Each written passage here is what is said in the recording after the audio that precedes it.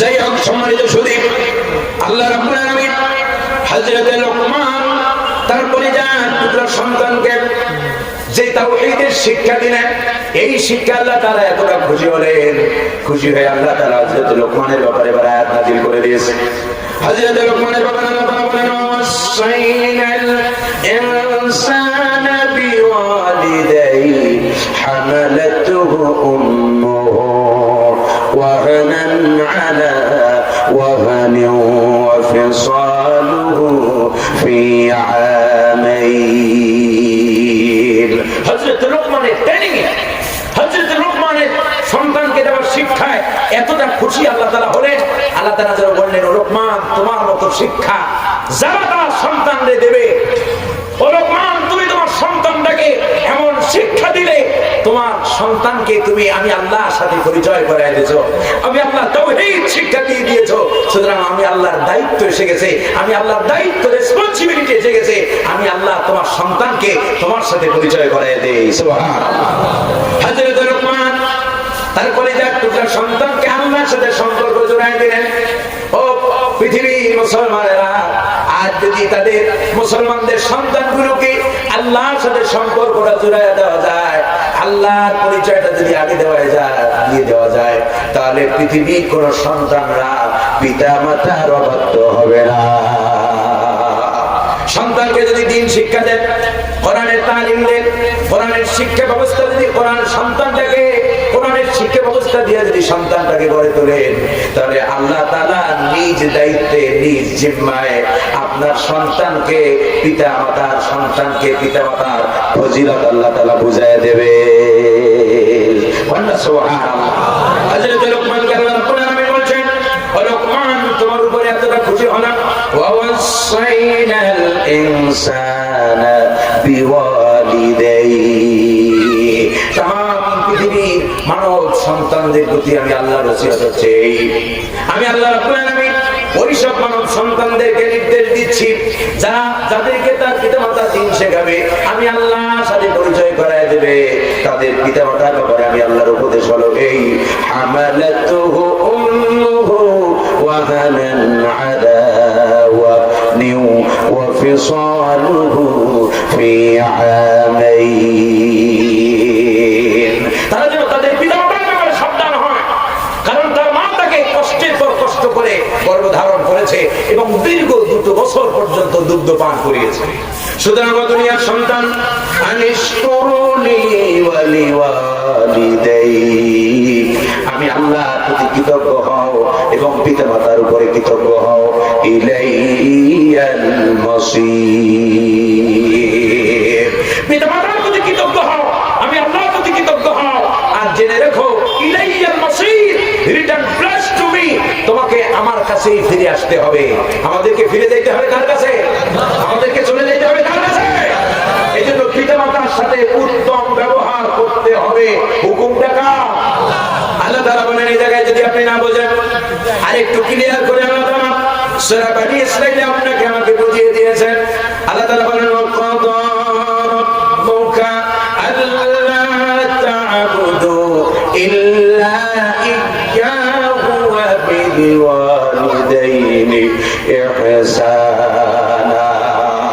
আল্লাহ তাআলা বলেন, तमाम পৃথিবীর মানব গোষ্ঠীর জন্য, মানব জাতির জন্য আমি আল্লাহর এই ফয়সালা চূড়ান্ত, তারা কেবলমাত্র শুধুমাত্র আমি আল্লাহর গোলামি করবে, আমি আল্লাহর গোলামি করে পিতামাতার প্রতি তারা ইহসান করবে, দয়া করবে। সুবহানাল্লাহ। আল্লাহর গোলামি করবে, পিতামাতার প্রতি ইহসান করা, দয়া করা ফরজ করেছেন কে? দয়াটা কখন কিভাবে করবে আল্লাহ তাআলা শিখিয়ে দিয়েছেন। আল্লাহ রাব্বুল আলামিন কোরআনে কারীমের ভিতরে সূরা বনী ইসরাঈলের ভিতরে যান, ওখানে 23, 24, 25, 26 এই আয়াতগুলো ভালো করে দেখেন। আল্লাহ তাআলা বলেন, ওয়াফিদলাহুমা জানাহাতুল্লি মিনার রাহমাতি ওয়া কুর রাব্বিরহামহুমা কামা রাব্বায়ানি সগীরা।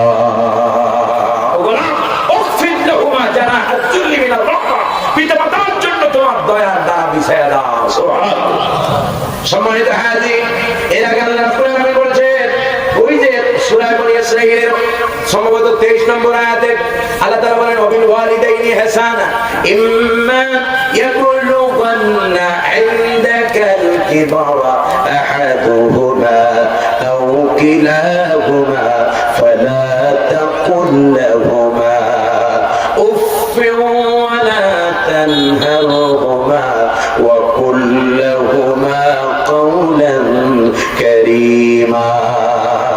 আল্লাহু আকবার। কোরআন শুনতে খারাপ লাগে আপনাদের? কোরআন শুনতে খারাপ লাগে? অন্ততপক্ষে রূহে খরাব হইতেছে, ঠিক কি না?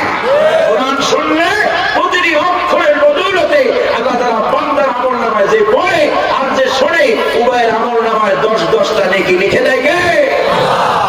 আল্লাহ তাআলা বলেন গোলাম শোনো, আল্লাহ রাব্বুল আলামিন বলছেন পিতামাতা যখন তোমাদের পিতামাতা দুইজন অথবা উভয়, একজন অথবা উভয় যদি বার্ধক্যে পৌঁছে যায় তাহলে তোমরা তোমাদের পিতামাতার সাথে এমন কোন আচরণ করা যাবে না।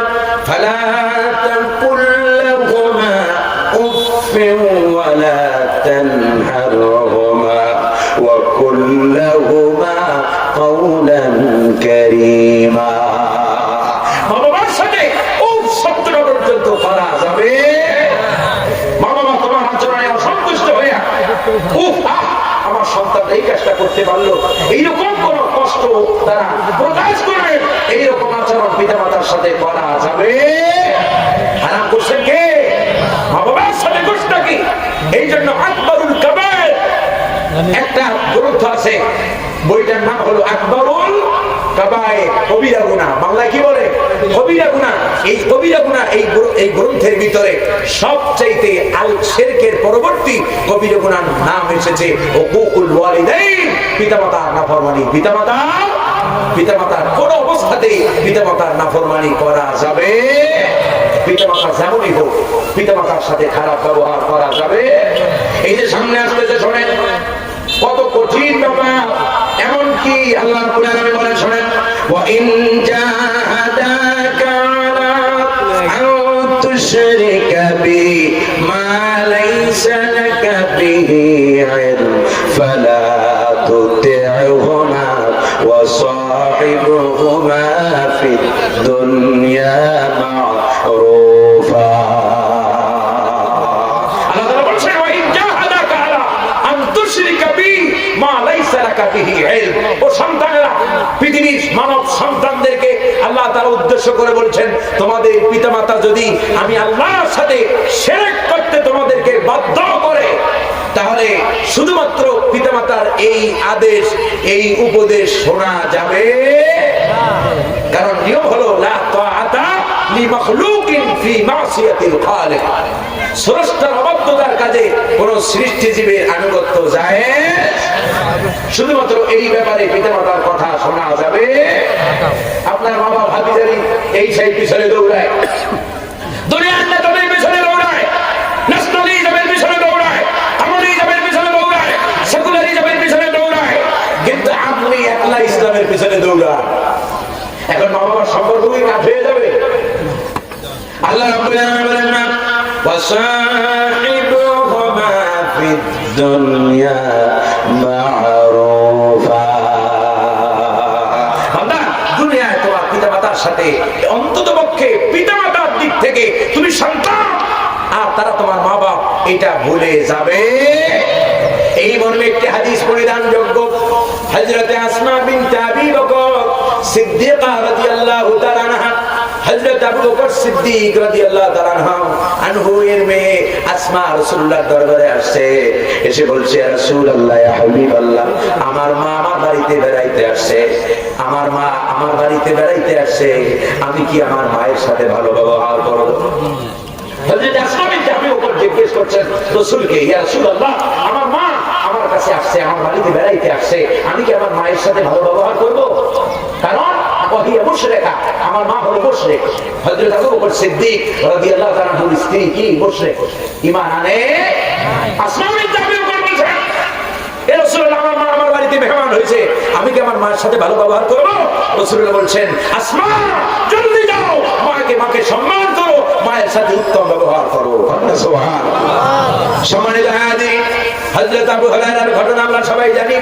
হযরত আবু হুরায়রা রাদিয়াল্লাহু তাআলা ইসলাম যখন গ্রহণ করেছেন, রাসূলুল্লাহর হাতে যখন বায়াত হয়েছেন, নতুন ইসলাম কবুল করেছেন হযরত আবু হুরায়রা রাদিয়াল্লাহু তাআলা রাসূলুল্লাহর দরবারে তার সব সময় মন করে থাকতো। হযরত আবু হুরায়রা রাদিয়াল্লাহু তাআলা সারাক্ষণ রাসূলুল্লাহর দরবারে থাকতেন।